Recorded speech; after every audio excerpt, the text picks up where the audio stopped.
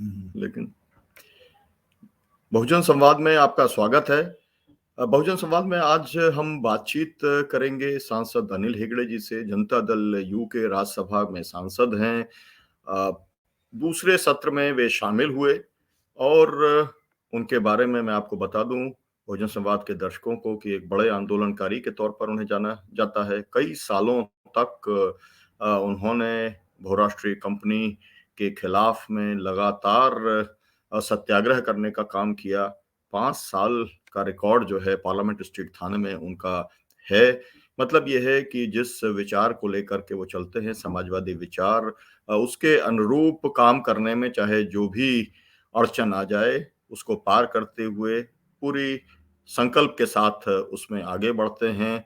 वे Janata Dal you के returning officer रहे हैं। मतलब जो भी चुनाव होता है पार्टी के भीतर, उसको वो संचालन करने का काम करते हैं। और उन्हीं के ही रिटर्निंग ऑफिसर के रहते हुए कई बार नीतीश जी जो कि मुख्यमंत्री रहे, वो भी अध्यक्ष बने। फिर उसके बाद लल्लन सिंह जी भी अध्यक्ष बने, वो हमारे साथ हैं। बहुत बहुत आपका स्वागत है अनिल हेगड़े जी। मैं आपसे ये जानना चाहूंगा, इस बार जो आपने देखिए महत्वपूर्ण मुद्दे उठाए जिसकी पूरे देश में चर्चा हुई, जो मैं कहूंगा कि उसका महत्व केवल देश के लिए नहीं पूरी दुनिया के लिए है। उसमें एक मुद्दा नागालैंड का था, एक खादी से जुड़ा हुआ मुद्दा था और तीसरा जो जीएम मस्टर्ड का मामला है, किसानों के लिए जीवन मरण का सवाल है। तो मैं चाहूंगा कि तीनों मुद्दों के ऊपर आपके साथ में बातचीत हो। सबसे पहले नागालैंड को लेकर के, क्योंकि नागालैंड एक ऐसा सवाल रहा है जिसमें समाजवादियों ने बहुत बड़ी भूमिका अदा करने का काम किया है। लोग कहते हैं कि अगर जेपी नहीं होते तो नागालैंड भारत का उस तरीके से हिस्सा नहीं रह सकता था, क्योंकि वहां पर पृथकतावादी ताकतें बहुत मजबूत थी और जिनसे एक किस्म का समझौता भारत सरकार को तब भी करना पड़ता था, अब भी करना पड़ता है। तो मैं अनिल हेगड़े से जानना चाहूंगा कि इस समय नागालैंड के क्या हालात हैं और भारत सरकार और नागालैंड के जो वहां पर जो अपने आप को वो सेनानी भी कहते हैं, वहां के जो लोग हैं, विभिन्न समूह हैं, उनको लेकर के क्या बातचीत है और आपने किस तरीके से इस मुद्दे को भारत की संसद के अंदर रखा था। मैं चाहूंगा कि आप 5-5 मिनट में तीनों मुद्दे के ऊपर आप बोलेंगे तो हमारे दर्शक उसको समझ सकेंगे। अनिल हेगड़े जी। धन्यवाद सुनीलम जी।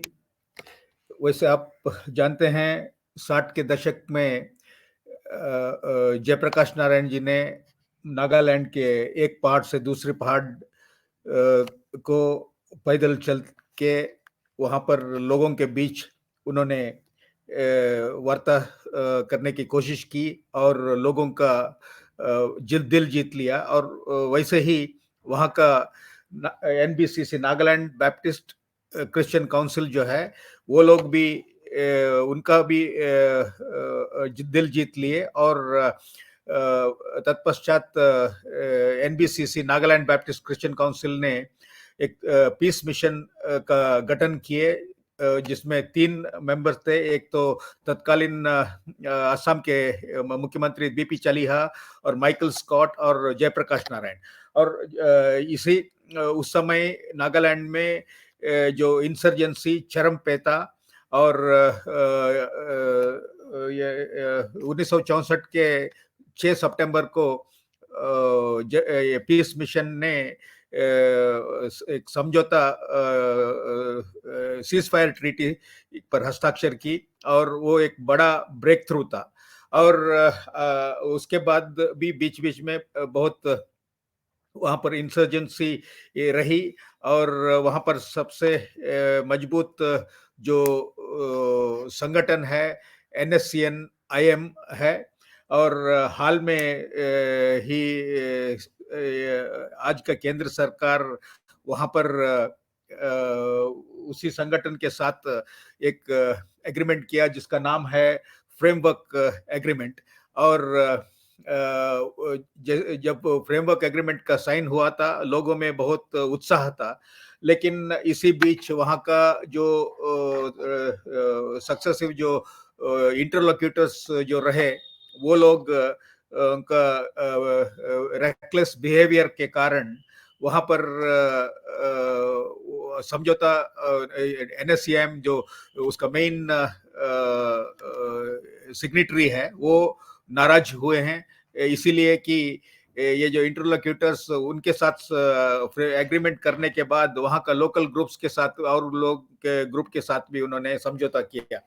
तो हमने तो इस मुद्दे पर पार्लियामेंट में उठाने की कोशिश की, लेकिन संभव नहीं हुआ, क्योंकि मेरा प्रश्न आया नहीं है।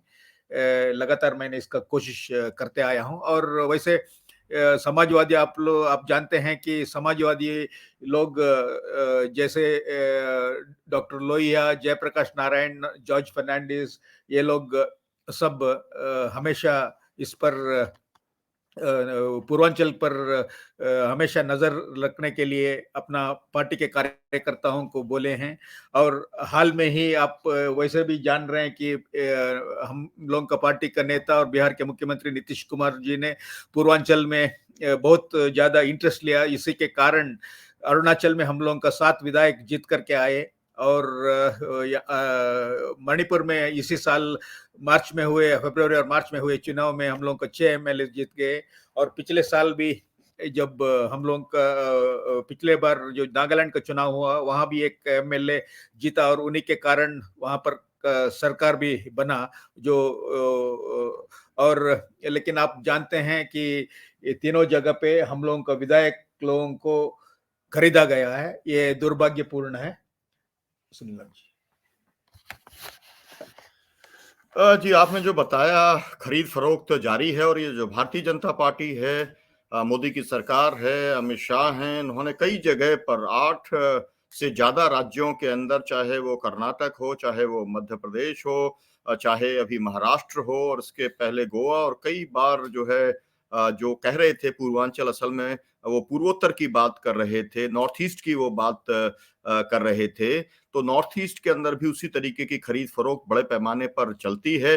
ये बहुत ही दुखद एक प्रसंग है कि भारत की संसद में नागालैंड के सवाल को अगर जो है अनिल हेगड़े जी उठाना चाहते हैं, समाजवादी उठाना चाहते हैं, उन्हें रखने की इजाजत अगर नहीं दी जाती, तो इससे पता चलता है कि भारत सरकार का जो प्रतिबद्धताएं हैं वो इतने सेंसिटिव इश्यू के प्रति वो क्या हैं। खैर, हम आगे बढ़ते हैं और हम ये जानना चाहेंगे, जीएम मस्टर्ड को लेकर के पूरे देश में बहस चल रही है।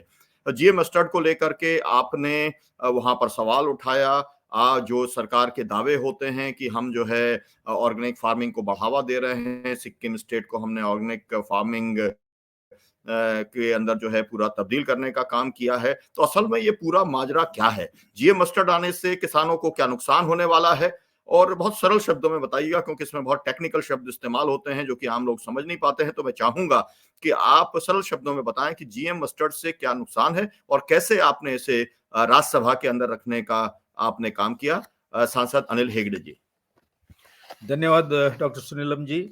आप जानते ही हैं, जो 1994 में जब गैट समझौता पर हस्ताक्षर हुआ था, जिसमें बीज पर पेटेंट होना था, तो और उसके तत्काल उसके बाद आप ये भी जानते हैं कि बासमती चावल, नीम, ये सब चीज का विदेश में पेटेंट हो गया था।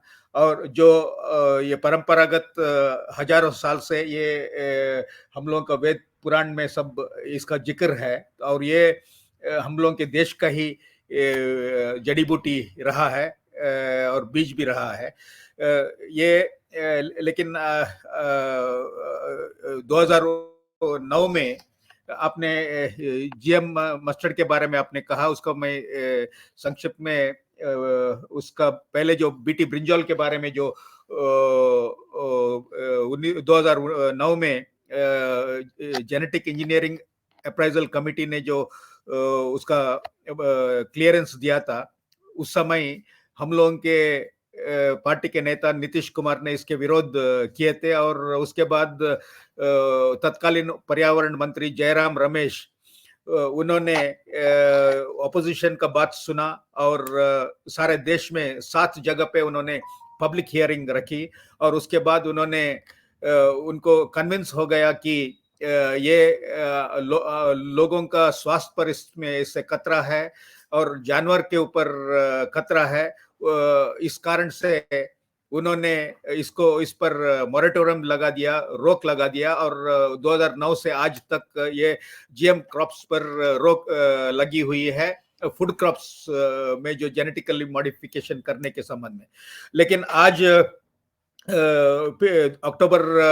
इसी साल का अक्टूबर 25 तारीख को आज का केंद्र सरकार के पर्यावरण मंत्रालय ने नीचे जो जेनेटिक इंजीनियरिंग अप्राइजल कमिटी जो आता है, वो इस पर क्लियरेंस दिया है। मैं आपके द्वारा लोगों को ये बताना चाह रहा हूं कि ये जो जीएम मस्टर्ड वाला मामला है, ये अमेरिकन टेक्नोलॉजी है। आप जानते हैं हमारे देश में ऑलरेडी जो ग्लाइफोसेट का किसान लोग छिड़काव कर रहे हैं, इसके वजह से बहुत खतरा है। दुनिया भर लोग, कई देश में इसका बैन भी लग चुकी है, और वहां पर वो चीज को हम लोग कंट्रोल नहीं कर पा रहे हैं। अभी जो जीएम मस्टर्ड को देश में लाया जा रहा है, जिस जीएम मस्टर्ड को हर्बिसाइड बहुत भारी मात्रा में छिड़काव करना पड़ता है,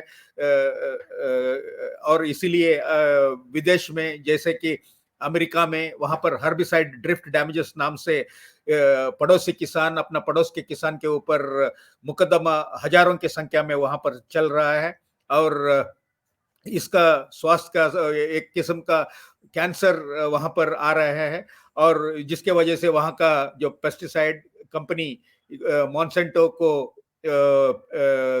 अरबों रुपए का पेनल्टी देने का जो जजमेंट भी वहां का कोर्ट ने किया है। और इस कारण से हम लोग, खास करके समाजवादी लोग और पर्यावरण से संबंधित लोग इसका विरोध करते हैं। मैं आपको एक उदाहरण के रूप में आपको बता दूं तो ये मामला कोर्ट में, हाई कोर्ट में, सुप्रीम कोर्ट में चल रहा है।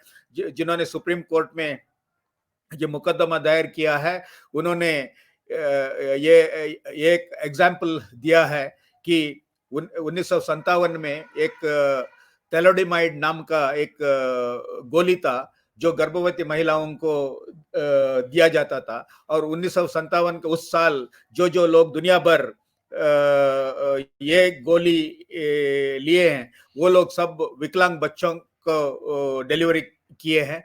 और उस वक्त तो अच्छा है कि तत्काल पता चला कि इस वजह से, इस गोली के वजह से ये हुआ, तो तुरंत उसको दुनिया भर का मेडिकल शॉप से विड्रॉ किया गया। लेकिन अभी जो ये जेनेटिकली मॉडिफाइड टेक्नोलॉजी जो लाया जा रहा है, जिसके वजह से जेनेटिकली मॉडिफाइड जो बीज को पर्यावरण के अंदर बोया जा रहा है, इंट्रोड्यूस किया जा रहा है, इससे जो उदाहरण के तौर पर अगर हम लोग कोई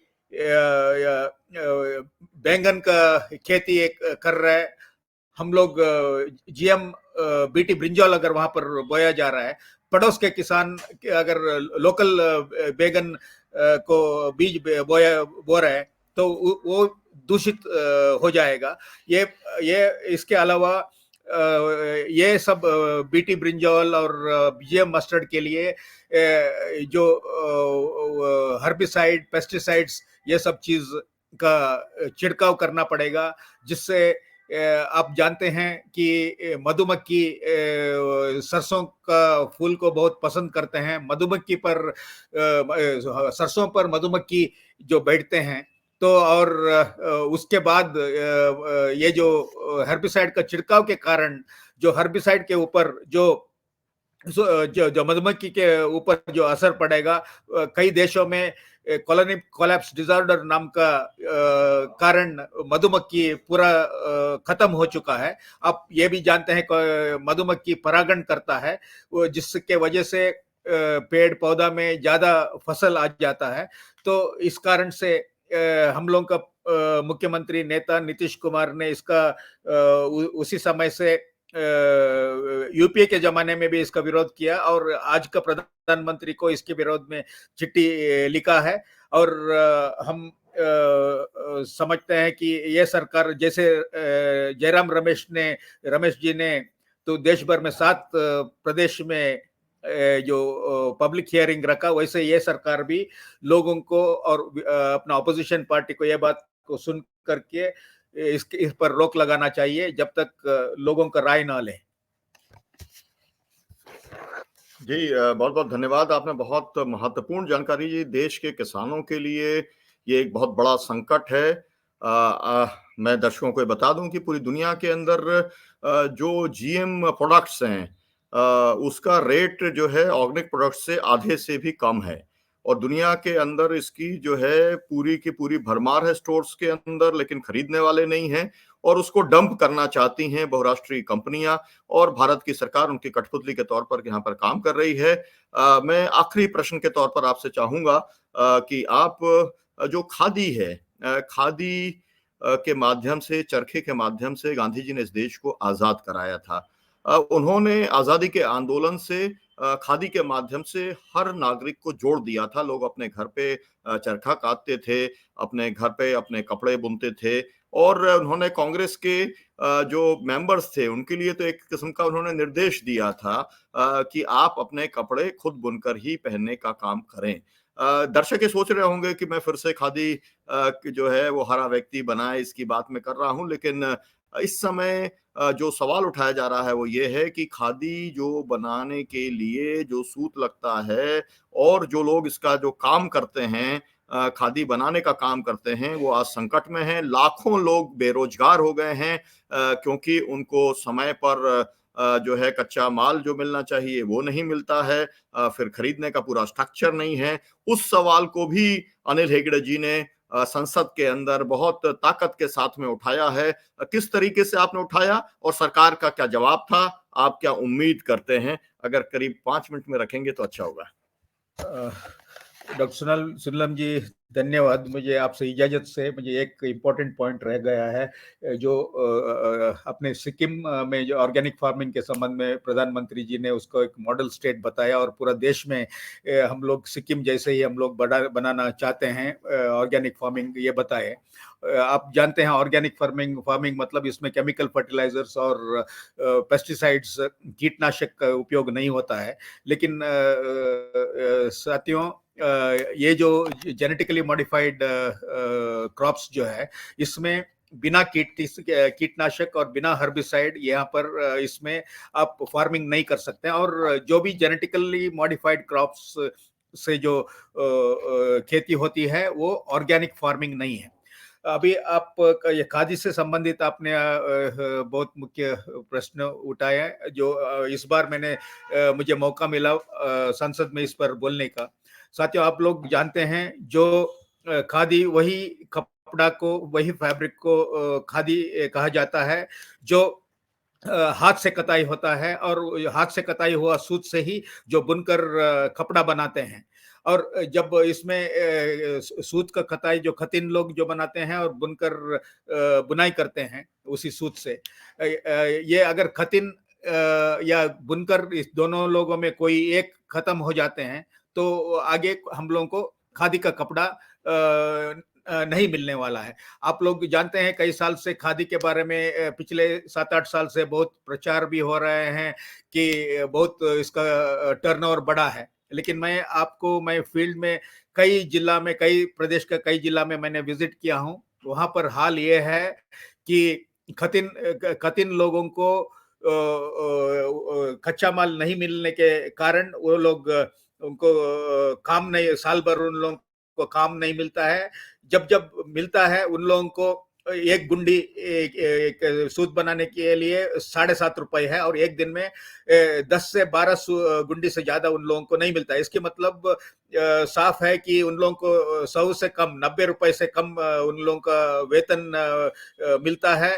उन लोगों का इनकम उतना ही है और वो भी उन लोगों को 100-150 दिन भी उन लोगों को साल भर उन लोगों को काम नहीं मिलता है। वही हाल बुनकर का भी है। और वैसे ही जो खादी संस्थाएं देश भर में है उसमें अधिकांश लोग का हालत ठीक नहीं है और वो लोग वर्किंग कैपिटल नहीं होने की वजह से ये जो पूनी और टेप्स ये जो खरीदते हैं वो खरीद नहीं पाते हैं, और वो लोग खतिन को सूत बनाने के लिए ये कच्चा माल नहीं दे सकते हैं।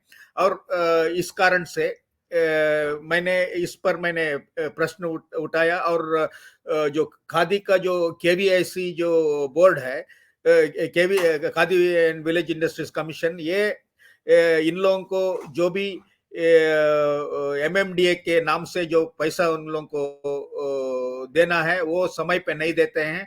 और इस साल तो जनवरी के बाद एमएमडीए 90% खादी संस्थाओं को एमएमडीए नहीं दिया गया है। हाँ डॉक्टर साहब।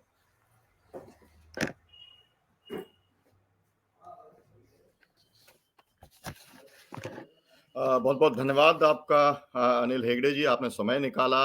मैं संसद की प्रोसीडिंग्स को जब देख रहा था तो मैंने देखा कि आपने जब कहा कि 7.5 रुपए मिलता है तो उन्होंने कहा कि इसे 10 रुपए तक बढ़ाने के ऊपर विचार किया जा रहा है।